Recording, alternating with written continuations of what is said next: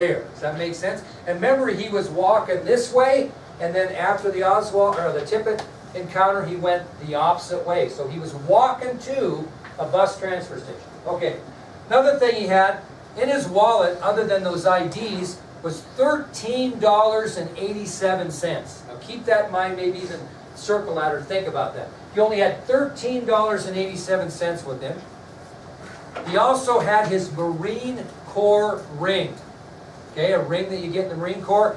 And remember, he dropped 4 spent shells out of his .38. They found 5 live rounds in his left trouser pocket. So when they say, did you shoot Officer Tippit? He has dismissed 4 shells and has 5 live ones in his pocket from the gun that shot the police officer. That's what he's got on it. Okay, now, as Lee Harvey Oswald is led to the first lineup, they have a room that you do that in. Guess what the 3rd floor, homicide and robbery, is full of? Reporters. Just jam-packed full. What do they want to see? Lee Harvey Oswald. They want to see this guy that shot Tippit and maybe killed Kennedy. It's just full of reporters. And you'll see footage on it, okay? Now, at 4:30 p.m., and we're still on November 22nd, was Oswald's first lineup. There were himself and 3 other individuals. And like I mentioned, very bright lights were shined into their eyes. Who was the first witness that was brought up? Helen Markham. Helen Markham, the lady that saw him shoot Officer Tippit, is brought into the first lineup, and she is looking at these 4 individuals. And as soon as the lights came on, Markham saw the 4 men and began to cry. She was so upset she began to cry. And she stated that there was no doubt in her mind that man number 2 in the lineup was the man who shot and killed Officer Tippit. Who was sitting in lineup number 2? Lee Harvey Oswald. So there's your first lineup, okay? Now, let's go back to the Payne residence, okay? Now, they know that Lee Harvey Oswald's not at the Payne residence, so why would they go back to the Payne residence? What are they looking for? Like a rifle. They still haven't tied this rifle to Oswald. So if they go out there and find a rifle out there, then probably, maybe Oswald isn't their guy, I don't know, because the rifle that shot him is in the depository. So at 4:50 p.m., police were sent out to Ruth Payne's house in Irving to look for a rifle that might be owned by Lee Harvey Oswald. Police asked Marina if Lee owns a rifle, and she acknowledges that indeed he did. When they asked where the rifle might be, she said it was in the garage, wrapped in a blanket in Mrs. Payne's garage. All of a sudden, Mrs. Payne is going, what? Somebody has a gun in my house? Because she's a very conservative Quaker lady. She had no idea that Lee Harvey Oswald had stored a gun at her home. She was very shocked. So Marina and Mrs. Payne escort the police out to the garage, and there's the blanket that the gun's wrapped in, lying right on the floor. So while the police officer bends over, picks up the blanket, puts it over his arm, and it goes limp on both sides, which tells you that there is no rifle in the garage in that blanket. So where is that rifle? That's the next question. The police are now going to have a better time connecting the rifle found on the 6th floor of the school book depository to the missing rifle that Mrs. Oswald said her husband had at the Payne residence. So at 5:45 p.m., Captain Fritz radioed police to bring both Marina and Mrs. Payne to police headquarters for questioning.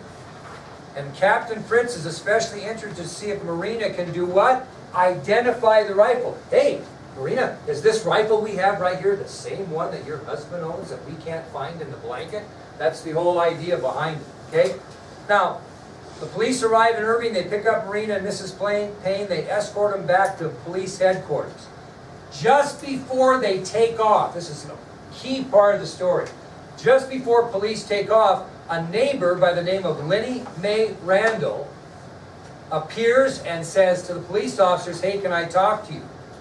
They said yes. She informed the police that her brother, Buell Wesley Frazier, had taken Lee Harvey Oswald to work the day of the president's assassination. Now here's the story behind Buell. Buell lived with his sister and her family because he had a very poor relationship with his stepfather. His stepfather was very physically abusive. He couldn't take it anymore, so he went to live with his sister and her husband and family. Okay? Now Mrs. Randall lived 1/2 block down the street from where Mrs. Payne lived. And because Oswald couldn't drive, he had ample opportunity to, after he got off work at the depository, he walked to his boarding house. And he walked back to work. And he walked back on Tuesday and walked back to work. Well, Frazier worked with Oswald at the Texas School Book Depository, and on Friday afternoons after work, and it had been going on a few weeks, Buell had given Lee Harvey Oswald a ride to Mrs. Payne's house. Dropped him off, went to his sister's house. Weekend occurred because Oswald stayed there with the children and his wife. Then what would happen is Buell Frazier would pick him up on Monday morning, take him back to work. Make sense? He didn't go there during the week. He worked.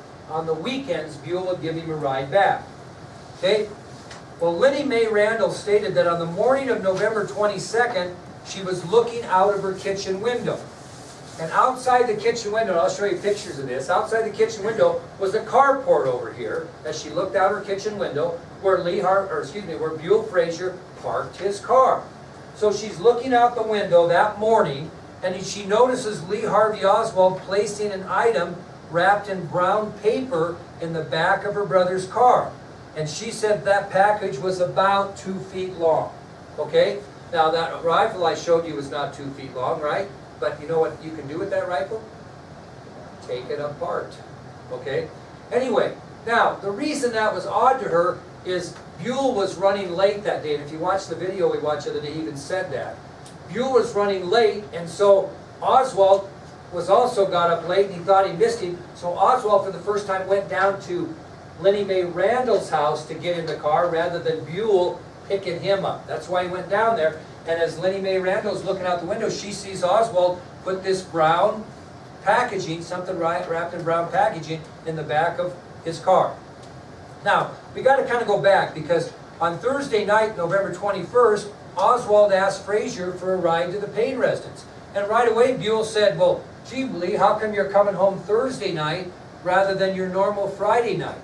And Oswald said, well, Marina has made me some curtains for the windows in my boarding room, and I'm going to the Payne residence to get some curtain rods to hang them up when I go back. Well, if you're Buell Frazier, you don't think too much of that, really. You know what I mean? You're thinking, okay, whatever. Would you have thought he was taking a rifle to shoot the president? So he just believed it. Well, Ruth Payne gets interviewed by the Dallas police, and these are some things she says that are of importance. First of all, she said she had returned home from shopping the afternoon of November 21st, 1963, surprised to see Lee and Marina sitting on the lawn playing with the children. Why? Why was she surprised? Because it was Thursday, okay? It was Thursday. And according to Mrs. Payne, Marina felt really awkward and embarrassed that Lee had arrived unannounced and without permission to be there during the week, okay? Because Mrs. Payne gave him permission to be there on the weekends, and I know what you're saying, they were separated, but he was trying to reconcile somewhat so he would come back. Mrs. Payne also told the police that on the night of November 21st, she went to the garage looking for some paint to decorate some wooden blocks for her children. And she noticed that the light was left on in the garage Thursday night and assumed Lee had been in the garage and forgot to turn off the light. Well, she didn't get an opportunity to ask Oswald about the light the next morning or that night because he was already in bed, and she didn't get up early enough the next morning to ask him either. She also told the police that Lee Harvey Oswald was very quiet that Thursday night and went to bed earlier than usual. So basically what she's setting the stage for is that he was out in that garage Thursday night doing what? Getting the rifle and wrapping it up in that brown paper is what it kind of assumed. Well, here's the fourth. Pardon the interruption, staff. If we can have the following students down to the Commons area as soon as announcements are complete here. Tayton Anderson, Seth Bingham, Megan Flores, Des Gallegos, Colton Geary, Dylan Ketterling, Sade Lorkins, Jalen Lopez, Augie Pentelis, Miranda Pfeiffer, I'm sure. Elijah Ramirez, Yvonne Ramirez, Isaiah Rehak, Haley Rios, Ivy Vega, No, I think the kids in Javier Lopez, Tristan Lundgren, have to go to- Kaylin Moore, and Alex Rodriguez are sophomores. They can come down to the Commons now, and now freshman remediation for tomorrow morning. Could I also have Drake Bolden, Ryan Brazelton, Livy Carvajal Alcazar, Anissa Cordova, Coleman Kramer, Dominique Davis, Will Fields, Haley Herrera, Nathan Mitchell, and Crystal Rios down in the Commons. Thank Okay, you. we're gonna get through everything I want today, we'll be good. Fourth thing that Mrs. Payne told police, that Oswald left 3 specific items in the bedroom before he left the morning of the assassination. He had how much in his wallet? $13, and? He left $170 of his money in a cup on the dresser. Or excuse me, on the dresser, not in a cup. He left his wedding ring, which if you marry a Russian gal, it's Russian tradition, you never take off your wedding. Left his wedding ring in a cup on the dresser, and then he left a note from Marina to take some of that money and buy some new shoes for his oldest daughter, Junie. So that's what he left. He left a majority of his money there. And his wedding ring, which tells you that he might not be what? Coming back. Okay? What's that? But he wanted her to get, he's an odd duck. He wanted her to get her some new shoes. I don't know why. Now, so, as I mentioned, the morning of November 22nd, 1963, Mrs. Payne's not up when Lee Harvey Oswald leaves for work at the depository. And like I mentioned before, that same morning, Buell Frazier happened to be running late. And because he was running late, Lee Harvey Oswald chose to walk the half a block down to the Randall residence for his Monday morning ride. And when Buell Frazier got in his car with Oswald about 7:20 a.m. the morning of the assassination, Buell noticed the brown package in the back seat of the car and asked Oswald what it was. And again, Oswald answered that the package contained curtain rods for new curtains that Marina had made for his boarding house. Buell thought nothing of it, drove the 2 to work at the school book depository, and the rest is history. Okay, now, tomorrow we're going to start with a little bit of video, and I'm going to give you an affidavit that Lenny Mae Randall wrote, okay?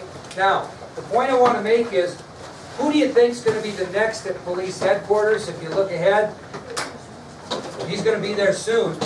The Oswald family. Pretty soon, Marina's already there, right? Pretty soon the mother's coming, and then pretty soon the brother's coming, because their brother and son has been arrested for the murder of the president, basically. He hasn't been charged, but he's been arrested. So that's what we'll do tomorrow. Any questions? Now, is this working okay to kind of get through this? And you're understanding it? You really don't need to look at your notes that much, as you do need to listen and maybe review your notes later.